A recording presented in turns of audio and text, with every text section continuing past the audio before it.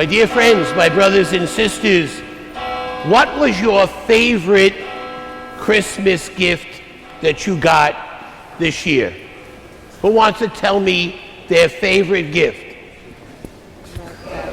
My family. Her family. Isn't that interesting? Her family. And you say, that's a gift, to have your family around the table, to celebrate with your family. How we take things so often for granted. What was your favorite Christmas gift? Family. Oh, come on now. What was your favorite gift? Tell Monsignor the truth. Family and friends. Oh, that's good. I mean, you did a good job there. Who wants to tell me about one of the things they got for Christmas?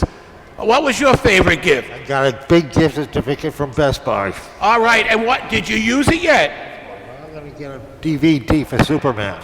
Going to get a DVD for Superman. All right, now at least he's telling me what it was his favorite gift. All right, who else wants to tell me? Joan, you want to tell me your favorite gift? What was your favorite gift?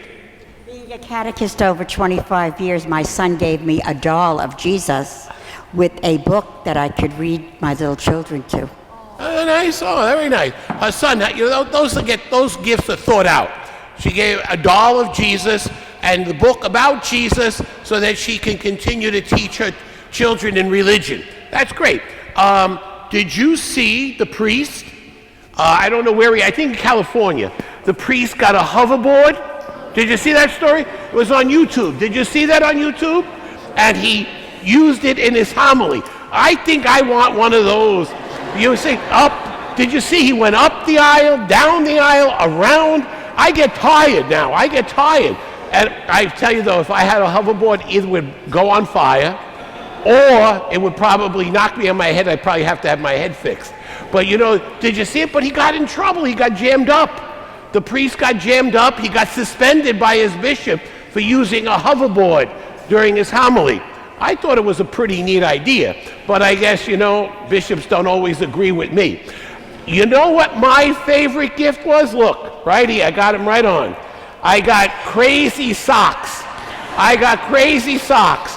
I've been wearing, look at them. I've got crazy socks. And somebody said it looked like the Wicked Witch in The Wizard of Oz when the house fell on her and her legs were out in her socks. You remember those? You remember that? I love these socks. It's amazing the gifts we get at Christmas. This has to be my favorite Christmas gift. Crazy socks. My brothers and sisters, what's today all about? Many things. But one of the things is the three kings. The three kings, magi, astrologers, wise men, not wise guys, wise men. And they come to Jesus, and each of them has a gift, and they bear in their hands three distinct gifts: gold, frankincense, and myrrh. Gold, because Jesus is the king. We all like a little gold, do we not? I see everybody wearing gold chains, gold medals, all sorts of jewelry. Gold, because he was to be a king. Frankincense, we use the incense at the Mass to be a sign of our prayers rising to God. A sign of our prayers rising to God. Incense, because Jesus is priest. Myrrh, what is myrrh? Myrrh is like an ointment, an oil. And you know, when you get a burn, when you get all sorts of problems with your skin, what do? You look for a salve, a healing salve. And myrrh, because he was to have a great deal of what? Suffering in his life. And he uses the myrrh. Those three gifts are symbolic gifts of the life of Jesus. And my brothers and sisters, think about this for a moment. Favorite gifts at Christmas. And what gift did we truly give to Jesus? Think of the gift that we gave to Jesus. And think about that for just a moment. What did we give to Jesus as a sign of our love? It's gone. They moved it on you. They moved my homily. What did they give to Jesus? What did we give to Jesus? And I share with you a little poem. I read this yesterday. What can I give as poor as I am? If I were a shepherd, I would bring a lamb. If I were a wise man, I would do my part. Yet what can I give him? Give my heart.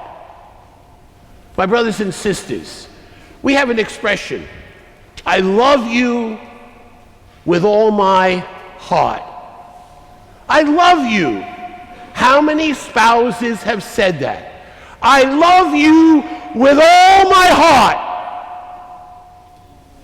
Do we love Jesus with all our heart? Think about this for a moment. Do we have a calloused heart? Do we have a heart that's broken? Do we have a heart that's divided? Do we love Jesus with all our heart? Our heart, the center of our being. If you take your heart out, you die. If you move your heart and get pain there, it causes injury. The heart is the center of our being. Give Jesus your heart. Yesterday, I had a funeral. Lucy, 64 years old. Not old when you're 68. 64 years old. And you know, what did Lucy do? Before she died, she wrote a letter. Before she died, she planned her funeral. And she left instructions for me. Monsignor, read this gospel. I read the gospel from St. John. And you know what the gospel said? Do not let your hearts be troubled. She's saying to her daughter and grandchildren and family members, do not let your heart be troubled. Next line of that gospel. Have faith in God, have faith in me. Faith in Jesus. What does it say over there? Believe. What is she saying by telling me this gospel is what I want? Have faith. Do not be troubled. When someone you love dies, what happens? Oh my God. This woman, before she dies, says, do not let your hearts be troubled. Have faith.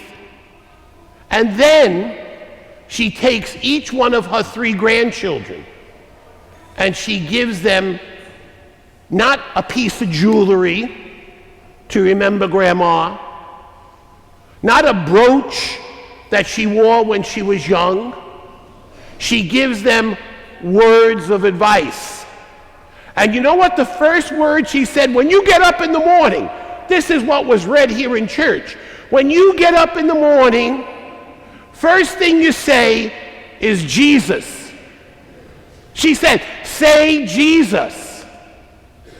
Why? Because giving Jesus your heart is all that matters in life. If you do that, she says, he will always be with you. She said, say, Jesus, I trust in thee. She told all these beautiful stories, but her main focus was giving to her children, her child, her grandchildren, her relatives and friends, the gift of faith. Basically, what is she saying? Give Jesus your heart. Can we do that? Can we do that? Or is it always with a little bit of reserve? Okay, if. What? I'll do this when you, Jesus, do that. I leave you with this thought. What can I give, poor as I am? If I were a shepherd, I would bring a lamb. If I were a wise man, I would do my part. Yet what can I give him? Give my heart. Amen.